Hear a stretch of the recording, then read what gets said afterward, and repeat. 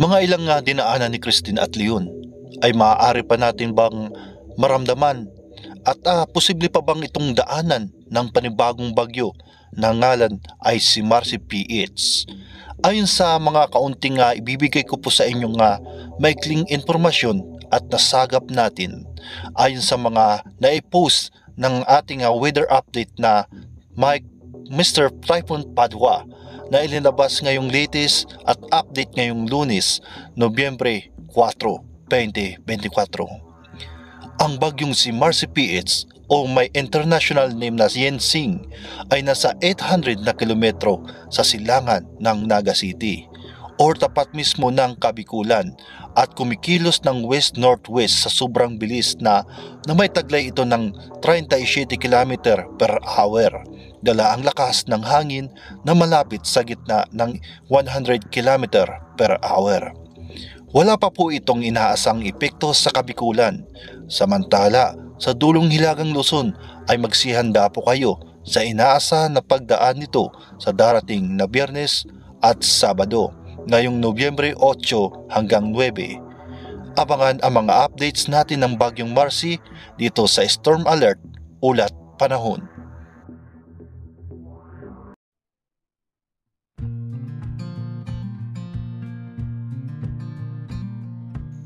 Sa pagdaan ng araw ay unti-unti na ring nanumbalik sa aming normal na pamumuhay.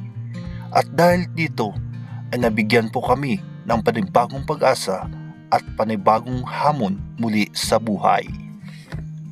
Daang-daang sakong bigas ang idiniliber dito sa Landing Padnaga upang ipamahagi sa ating mga kababayan at kapwa Kubikulano na bumabangon hanggang ngayon. Nito lamang araw na yon ay inatasan tayo ni Kuya Bal upang resibihin ang daang-daang sakong bigas at isimulan itong iripak upang ipamahagi sa labis na nasalanta nito lamang Bagyong Christine. Ang dapat naming unang pasalamatan, unang-una ang Panginoong Diyos na may likha ng lahat dahil siya lamang ang bugod-tanging nakakaalam ng ating pang-araw-araw. Ginamit niya ang mga taong na may mabubuting puso para ipamahagi ang kanilang mga blessings. Paulit-ulit nating sinasabi, lahat ng ating pinagdaanan ng mga pagsubok, lahat may katapusan, lahat ito'y may solusyon. At sa mga nawalan sa buhay, ay kailangan nating magpakatatag. At inulit ko lamang ang aking sinabi upang ipaalala sa inyo at sa ating lahat na tayo'y huwag mawalan ng pag-asa at tuloy-tuloy tayong babangon at kayang-kaya natin ito. Isipin natin, ito ay malalampasan lamang natin. Dagdag pa nito ay huwag na huwag nating kakalimutan ang amang na siyang lumika sa ating lahat. Unang-una, magpasalamat tayo sa Kanya sa biyaya nating natatanggap natin sa araw-araw. Hindi man material na bagay ang ibinibigay sa atin man, ngunit napakalaking regalo ang buhay natin sa pangaraw-araw na binigyan tayo ng hininga at upang makapagsisi po tayo lahat. Talalahanin natin, mahal na mahal tayo ng ating Panginoon. Basta't lamang ay manalig lamang sa Kanya at maniwala at ibigay ang buong puso at tapat sa Kanya. Lagi natin alalahanin, ang Panginoong Diyos ay hindi kailanman nabibigo sa ating mga hinihiling. Hindi man binibigay ngayon, may mga dahilan po ang mga bagay na yan. Ibibigay niya lamang sa takdang panahon, basta't matuto tayong magtiyaga at maghintay.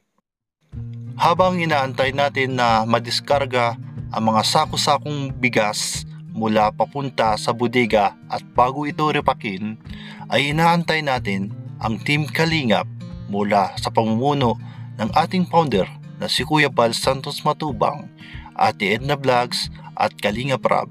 Sa 100 sako ay naglalaman ito ng bigat na 50 kilos. Ito ay paghahati-hatiin at iriripakin at inaantay natin ang mga taga-dait mula sa Team Kalingap upang tumulong sa atin na mag-repack nito at ipamahagi sa labis na nasalanta nito lamang nakaraang Bagyong Christine. Ang mga ibang karatig bayan ay talaga ng mga deserve nilang mabigyan na talagang labis talagang nasalanta ng bagyo at sa ngayon ay lubog pa rin sa baha. Maya-maya na nga ay nagsidatingan na ang ating mga kasamahan at binaybay nila ang 2 oras mula pa sa Daet Camarines Norte ang ating mga kasamahan sa Team Kalingap. Kasama nito si Nathan Cute Vlog, Kuya Mil, Mr. J at J Brad TV at iba pa mga susunod na si Gabisera at Red Noveno at iba at marami pang iba at Joey the Great mula pa sa Samar. Tumulong na nga tayo sa pagre-repack upang mas mapadali ang trabaho at mas marami pang mai-repack tayo at madali ding matapos. Kay gaan at napakasarap sa pakiramdam ang tumulong sa mga nangangailangan at sa kapwa kong mahihirap. Sa pagtulong, walang mahirap, walang mayaman, basta willing ka at taos puso mo itong gagawin. Dahil nga sa aming pagtulong-tulong, marami-rami na rin ang aming nare-repack. Ito ay layunin namin na makatulong sa aming kapwa mahihirap at sa labis na nasalanta nito lamang nagdaang bagyong Christine. Nakakapagod man pero hindi kami nagrereklamo at nag-i-enjoy pa kami habang kami nagre-repack upang ipamahagi ito sa labis na nasalanta.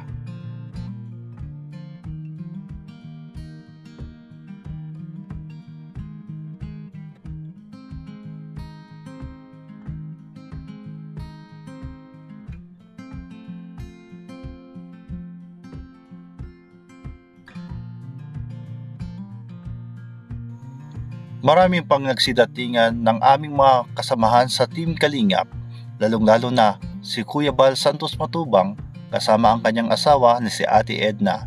Mas masaya ang tulong-tulong at sama-sama at marami po kami dito para mas mapadali ang trabaho upang ipamahagi sa 3 barangay na labis na naapektuhan ng Bagyong Christine dito sa Kabikulan.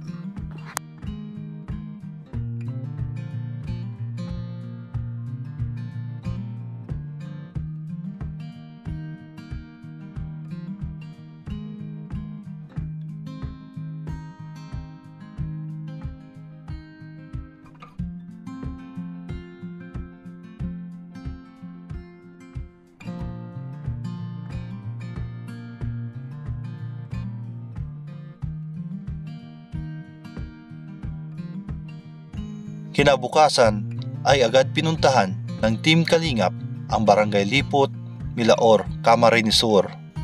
Isa ang Barangay Lipot sa nagrabe at lumubog sa tubig baha gawa ng Bagyong Christine. Umabot lampas bubong ang kanilang naranasan dito sa barangay na ito.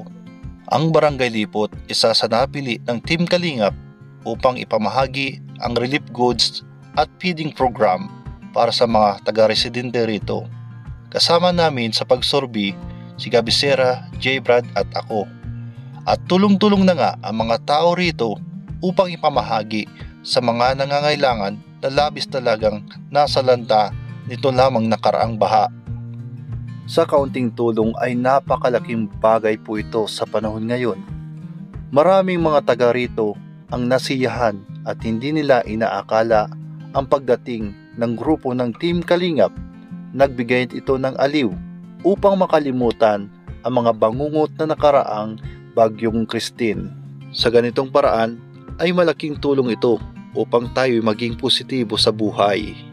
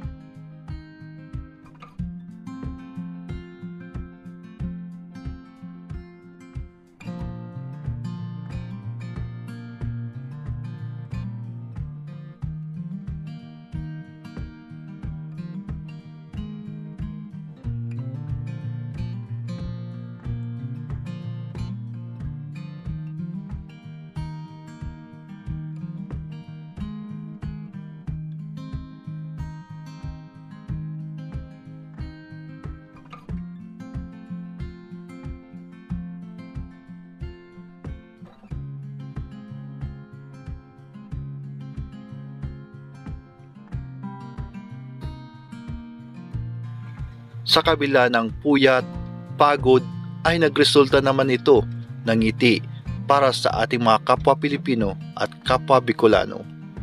Maraming salamat sa lahat ng mga tumulong at donors. Pagpalain po kayo ng Panginoon, ang Diyos na lang ang bahala sa